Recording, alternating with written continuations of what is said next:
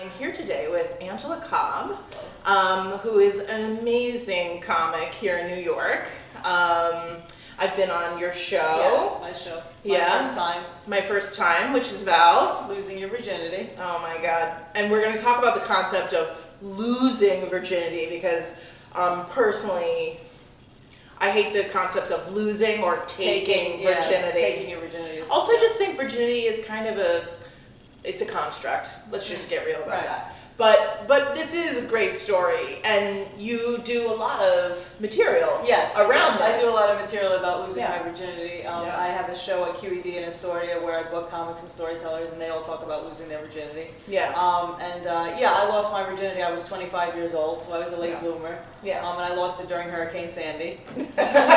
You lost it, and then you found it later after Hurricane Sandy in the gutter. Next to some trees. Got hit by a tree. Yeah, exactly. Oh my God. Poor New York was wrecked, and so were you apparently. Yeah, in a good way. But you stayed at this person's house for like a few days, right? Because you were stuck. We were together. And then all you can do, I mean, when you're stuck in a house, have a lot of sex. Is fuck your brains out. It was great. Yeah. It was great. Exactly.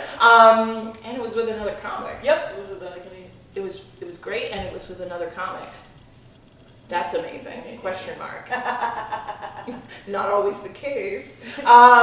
So tell me about this whole thing. Did you feel weird as you sort of went past what the typical age? Yeah, like, I definitely. You know, people like a lot of my friends, you know, had sex for the first time, you know, in their mid-teens or late teens, and I also was a bit of a late bloomer, and it never occurred to me to care about it personally, because I just was like, I don't want to do it unless it's with somebody awesome. Right.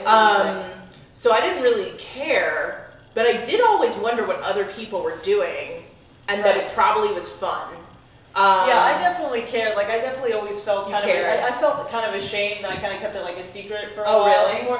Before I started doing material about it. Like, once I started doing comedy, I did material about being a virgin, and that kind of. Oh, so you did it before? Yeah, I did before Hurricane Sandy. Yeah, so I had material about being a virgin too, which definitely helped. That was like a cathartic experience, because before that, I don't know, I was always kind of insecure about the way I looked, and I didn't think guys were attracted to me, and all that kind of stuff, and like I always was sort of felt weird about it as I got older. So, and I definitely but then as I started to get closer to like 25 when I lost it, at first when I first was like going through and like getting older and I haven't had sex before, I didn't really have any idea of how I wanted it to happen. It was kind of like how would this be? Yeah, maybe it'll just be with whoever, you know. But then as I got further along, then I actually really did want it to be with somebody that I had two requirements. I wanted to be very attracted to them, and I wanted to care about them, you know. And that was, those are pretty good requirements. Yeah. I mean, not being attracted to somebody and hating them is probably a really bad. It's a bad equation for having sex for the first time.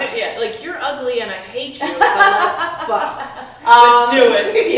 Not generally a great idea. No. So you were really into this person and you liked them. Yes. And that's what probably made it successful. It was a successful virginity. It was a days long. It was really good. Which, I mean, I don't think a lot of people can say that. No, it's true. Like, that's the other thing. There was almost like this weird kind of instant intimacy that, in a way, was like maybe misleading. But like most people, I don't feel like they spend 3 days with the person they lost their virginity to. No. You lose your virginity and then you go home. You know? Yeah, absolutely. So, or maybe you spend the night, but then you're gone. So it was interesting.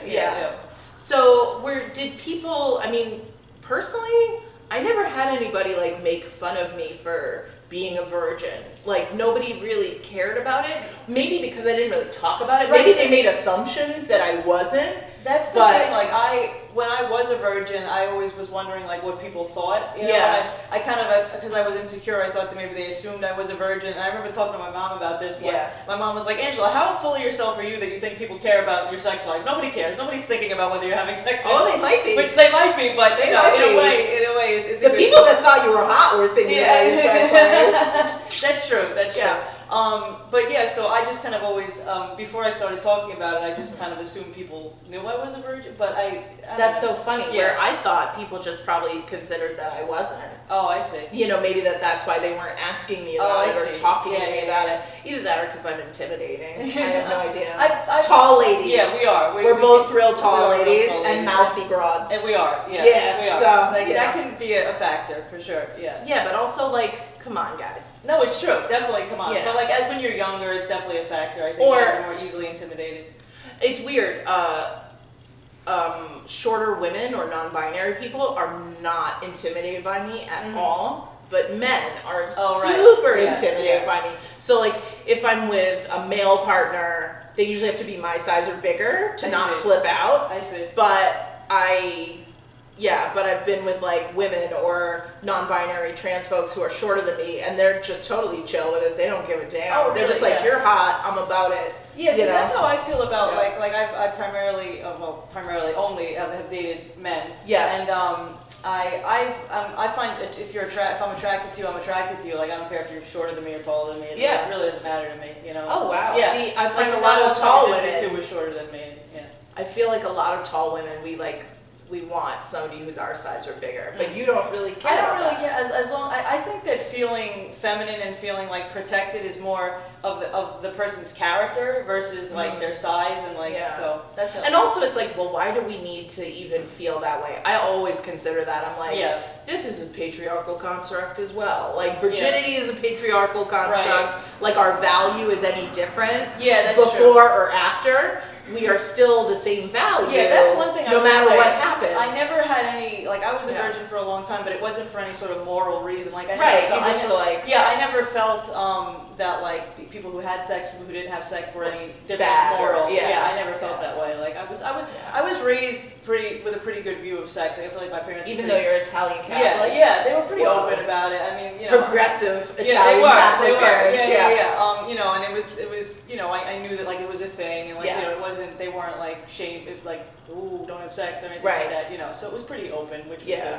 It was ironic that I waited so long, but I feel like. But you feel like it was a good. Yes. You waited and you had a great experience. I did have a great experience, which not everybody can say about their virginity loss, you know, and that's the thing. So I'm very grateful for that. Yeah. Yeah. So whether you lose it, whatever. Whether you have sex early or you have sex later, it doesn't really matter. You do it when it's right for you, when it feels good for you, and when you're ready. You don't have to have sex early, or you don't have to have sex with anybody unless, you know, you think they're hot and you like them. Right. Those are really, I think those are really good those were parameters. Requirements. Yeah. So thank you so much for being on our show.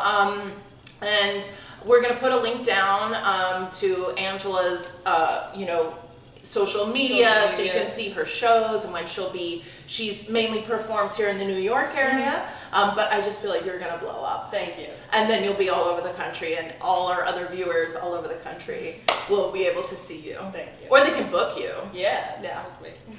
Thank you so much. Thank you. Thank you everybody for tuning in, and we'll see you next time.